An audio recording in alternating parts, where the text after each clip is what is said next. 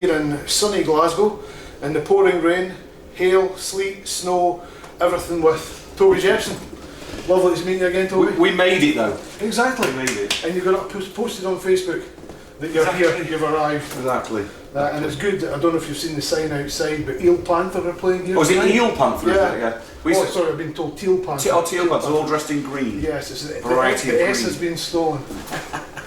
Love it. Now, you guys must be one of the hardest working bands on the planet. You just never ever stop. Trying to Yeah. be, yeah. No, I mean, it's it seems to be this sort of way it's always been for me. Really. Sort of, you've just got to take your chances and you've got to take your opportunities when they arrive. And fortunately for us, we've had a lot of offers really since the release of the first album. The Ghost album. We haven't really stopped since. I mean, it's just brilliant. We've been out with Steel Panther now for, getting on for over a month. And all the way through Europe. Sold out everywhere. And you really can't. I can't over exaggerate how important doing this is. Even though there's a lot of people saying, "Oh, Steel Panther this, Steel Panther that." You know what? They sell tickets, and they're really nice people, and they've looked after us so generously. And we've played in front of huge audiences, and that's what I want to do. I don't want to get in a cul-de-sac of just playing in your own country and in your own territory and stuck there. We've got to broaden this out, and tours are hard to come by. Big tours that do decent business and all that. So to be out on this tour and be able to play to this amount of people has been absolutely amazing. And we did it with Black Star Riders. Exactly. We went out with Ricky and the guys, and so we came off the back of that. Only had Christmas off, and we're straight back out again. And we've got a little bit of a rest after this tour, but that's mainly to sort of capitalise on a bit of writing that we've been doing and see what we can do with that. And but then really once the festival season kicks in, sort of towards end of May onwards to the summer, then we'll be flat out again. So. Yeah, I'll be looking at. Obviously, you've got a few dates left with Steel Panther here. Yeah. You've got a few festivals booked for later on in the year. And then a tour. Yes, everyone's asking us about this. Just to sort of clarify the situation. We were intending to tour straight off the back of the release of the album, but Andy Coppin, download. Everyone will know Andy's name. Offered us, which has turned out to be the opening. We're opening the festival on the Friday on the main stage, and that comes with a level of restriction, like it does for every band that plays Download. And so we had to change our plans because we wanted to play that festival. Andy's long-term friend of mine, big supporter of the band, huge supporter of my career all the way through, and I'm not about to turn that down. And so we had to sort of recalibrate a little bit. So we've decided now to do a headline run which will be early autumn. So as soon as this tour's finished, we can get those dates announced.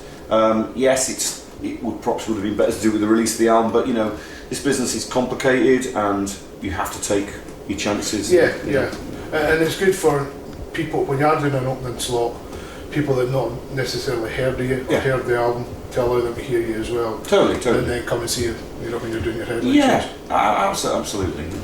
Yeah, so you're saying Steel Panther are treating you well? Oh, they've been amazing to us. Yeah, really. You toured with them the last time as well. Yeah, a couple of years ago with Inglorious, we did that, and you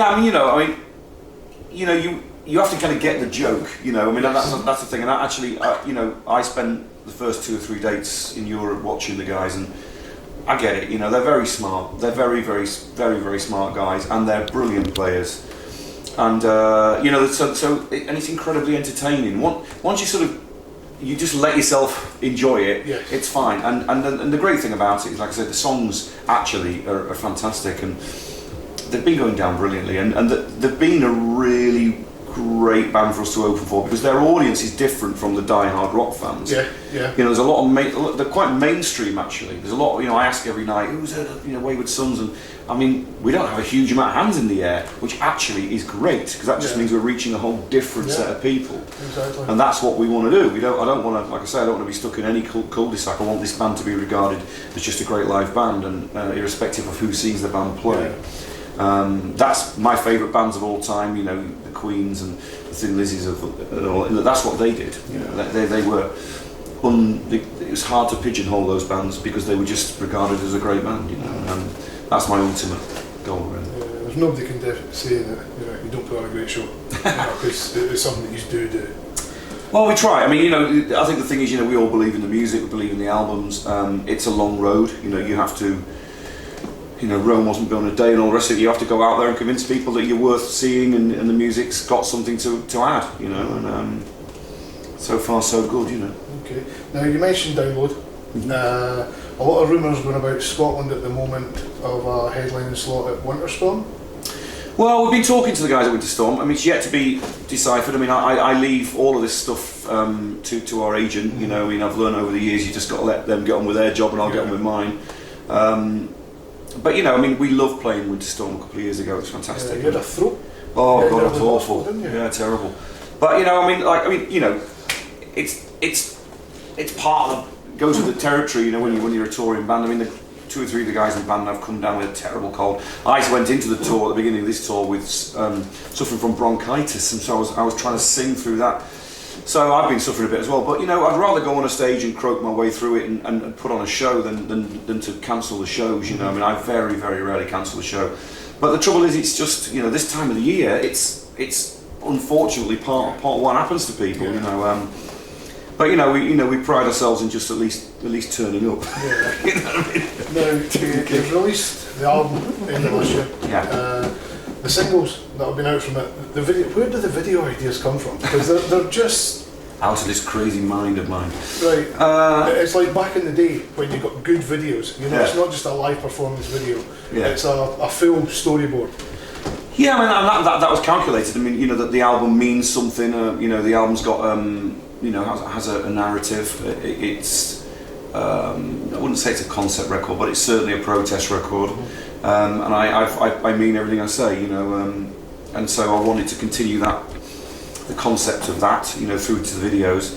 I'm bored to death of seeing the same old run-of-the-mill in a warehouse, in a nightclub, and I just think you've got to get creative. Even though those videos were shot on a tiny little shoestring budget, I still wanted them, even if they just made people talk about it. You know what I mean? I wanted to just at least get a conversation going.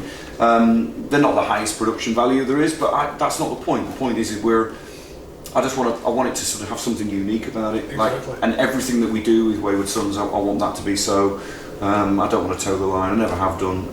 I think it's good to be a bit of a maverick and stand up for what you believe in and stand by the courage of your convictions. And so the video series, like it was on the first album, is very much part of what we do, and we will continue to do that. Right. I just hope people like them. It's just something fresh and new, and if it gets, people watching it, we say, who is this? What's going on? Exactly. It gets your name out there. Yeah, totally. Is there anything else to come out from the album? There'll be more songs that we're releasing in terms of focus tracks. We don't really do, as you know yourself, there isn't anything such as a single anymore, really. But they're what we call focus tracks. So. We've got a couple of ideas. I mean, there's still a lot of life left in this record, and it's only been out since October, so we're only sort of 4 months in, not even that.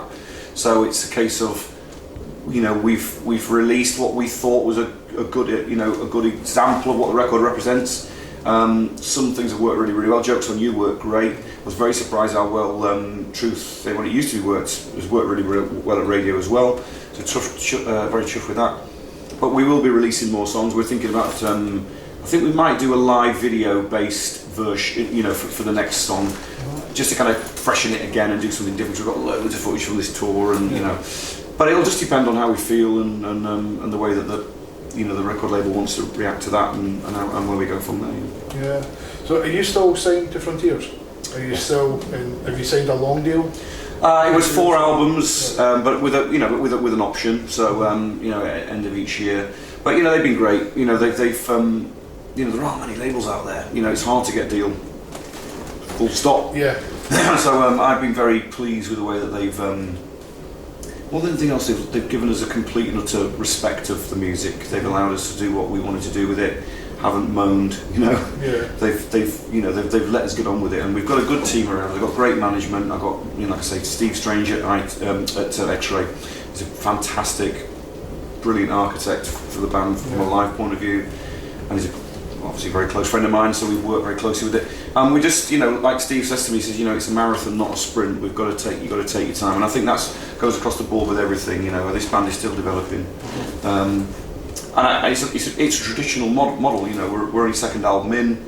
You know, we're learning what we want to do. We're figuring ourselves out even now. You know, and I think if we can get another couple of albums under our belt and we can maintain this. Then I think we'll, you know, we're onto a good thing, you know. Excellent. The set tonight, how long are you getting? 45 minutes. Oh, decent set. Yeah, not too bad. Yeah, so Who chose, half and half. Who chose the set? Well, all of us really, but I mean, you know, we're slightly restricted because there's a level of, well, what do you play? You know, where do you take this? So we've sort of plumped for half and half for both records at the moment. Okay. And but you know, we're saving stuff for the festivals. We've got some plans for the festivals, and we've also, you know, the headline dates are going to be key. Special. Excellent. Toby, thank you very much again. Great stuff. Thanks a lot. Appreciate that.